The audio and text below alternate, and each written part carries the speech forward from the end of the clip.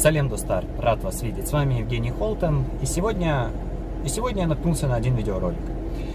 Суть в том, что в этом ролике дерутся два пацана. Хотя нет, знаете, правильнее сказать, в этом ролике один пацан избивает другого. Он прыгает в буквальном смысле на его голове. Я попытаюсь вставить кусочек вот сюда в уголок. Надеюсь, YouTube не заблокирует. До конца вставлять не буду. Это кошмар.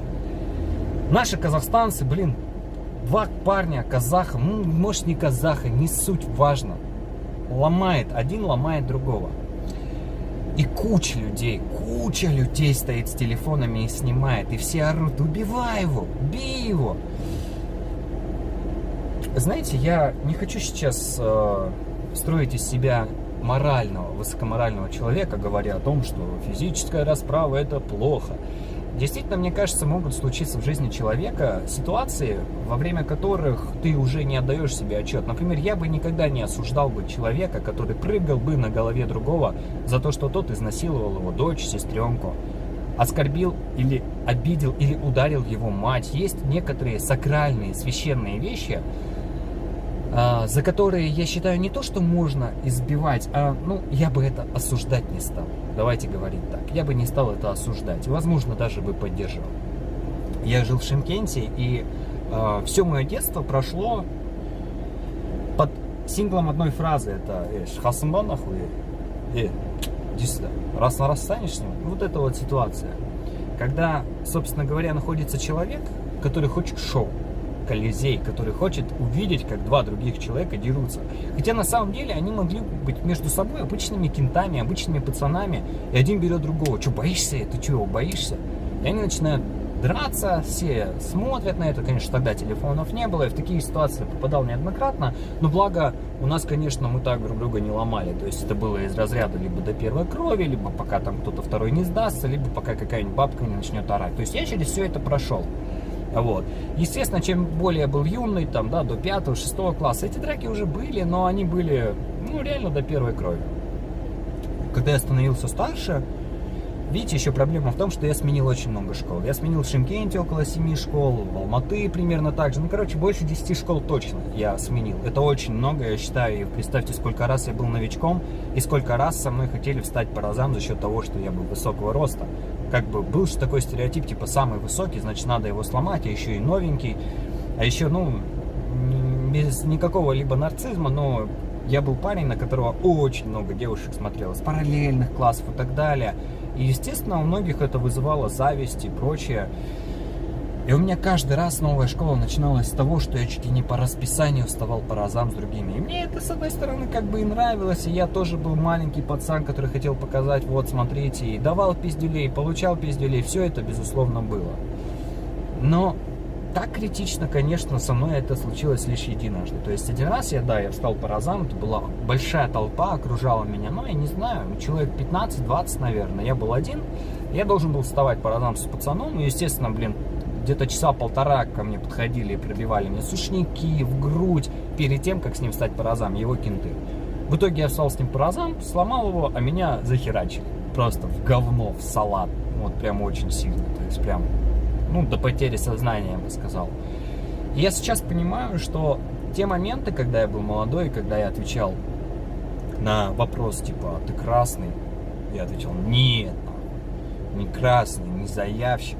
Я считаю, что это на самом деле бред. Я мог вполне ответить, что да, я заявщик, потому что реально пацаны, которые до меня докапывались, и были подобные ситуации районовские. Я сейчас это понимаю, потому что я стал взрослее. Они были меня на 5, кто-то на 7 лет старше. Я сейчас понимаю, да, они были моими ровесниками, им было по 25, по 24, мне было лет 15-16. Я сейчас понимаю, что я пойду к 16-летнему пацану. У меня что-то не укладывается в голове. И попробую отнять у него сотовый телефон. Пацана, который беззащитный, у которого нет родителей, у которого нет ничего, а только бабушка с дедушкой, которые, на свою пенсию купили ему этот сотовый телефон. Мне кажется, я спать не смогу после этого. Реально, я спать не смогу после такой ситуации. Нет, это было то, что я сказал, нет, мне было лет 12, и суки забрали у меня телефон, им было лет по 20, по 25, вот так. А потому что я ничего не мог ответить, потому что нет, я не красный, я заяву не напишу, и у меня телефон накатали. Я очень хорошо запомнил эту ситуацию. Один раз меня избили просто ни за что. Тоже что-то там. Ну, вот это же есть херня. Вот эти вот вообще районские понятия, вот это общение, все. Я считаю, что это такой бред, потому что оно подстраивается под какую-то сторону, под какой-то комфорт. То есть я реально хорошо помню таких пацанов, которые могли типа в любой ситуации просто начать общаться и на своем общении вывозить так, что поставить тебя неправым, что бы ты им ни отвечал. То есть это они были подвешены на язык в этой вот теме настолько сильно, что даже если ты по факту прав, ты окажешься в итоге не прав. Ну, блин, в любом случае, когда ты наезжаешь до щегла, ну вот я этих понятий не понимаю. Мне не западло было бы пизды получить, да, там, допустим, если бы я реально сделал что-то очень плохое, но получить пизды за то, что я не смог ответить толпе, блядь, взрослых кабанов, там, как-то правильно по понятиям, блин, я считаю, что это бред. Я, честно говоря, в силу возраста своего... Кстати, я хочу вот этот момент сказать, это прям вообще будет... Вот такой откровенный ролик таки получился.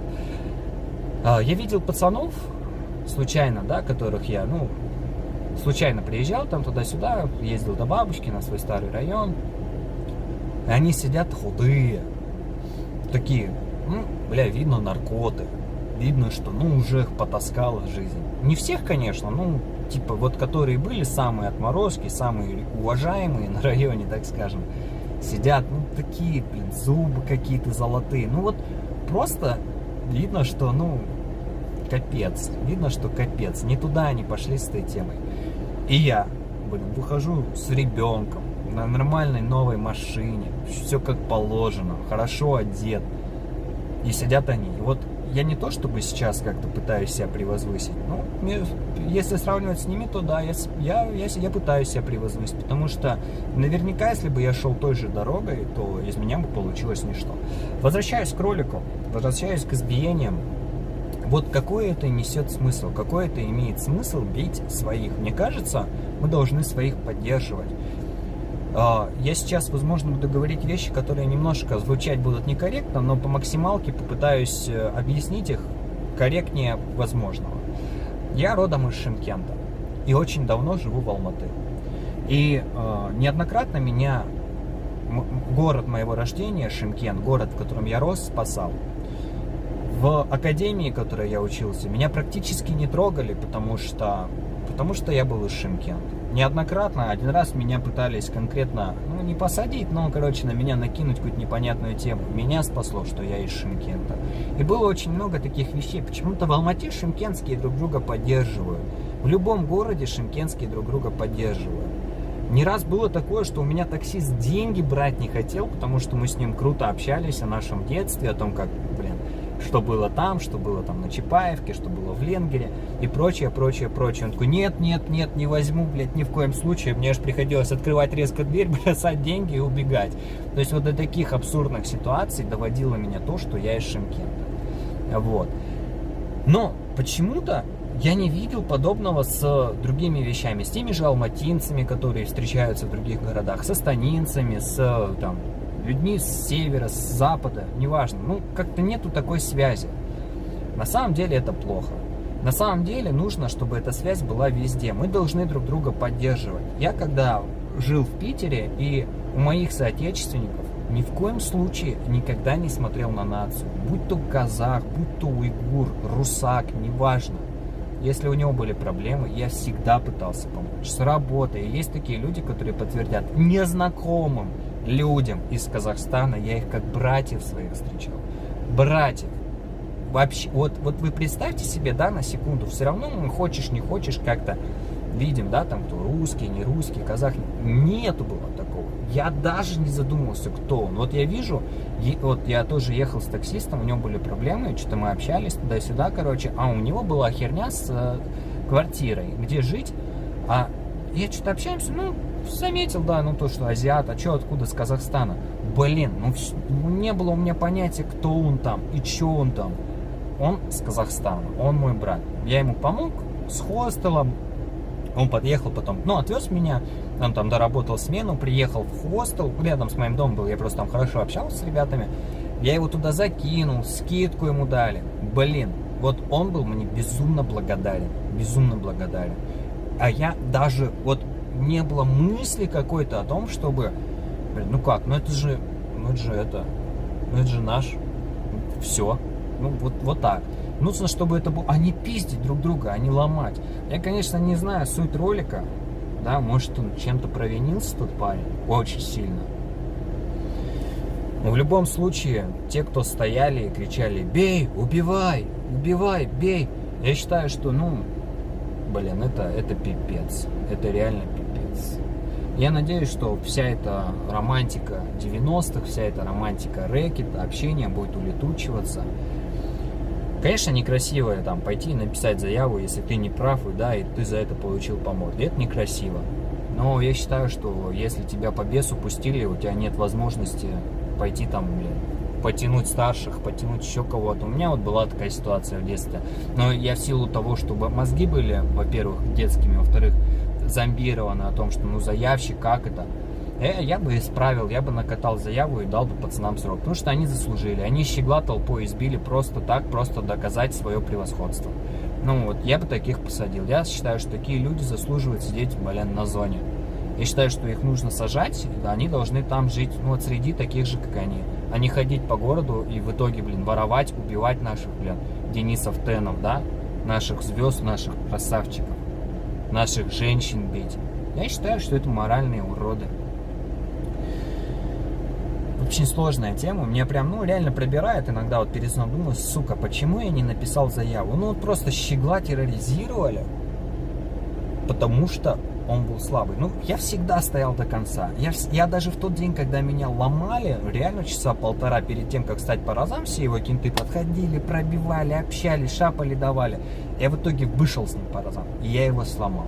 Я когда меня запинывала уже толпа, я, конечно, закрывал голову, закрывал почки.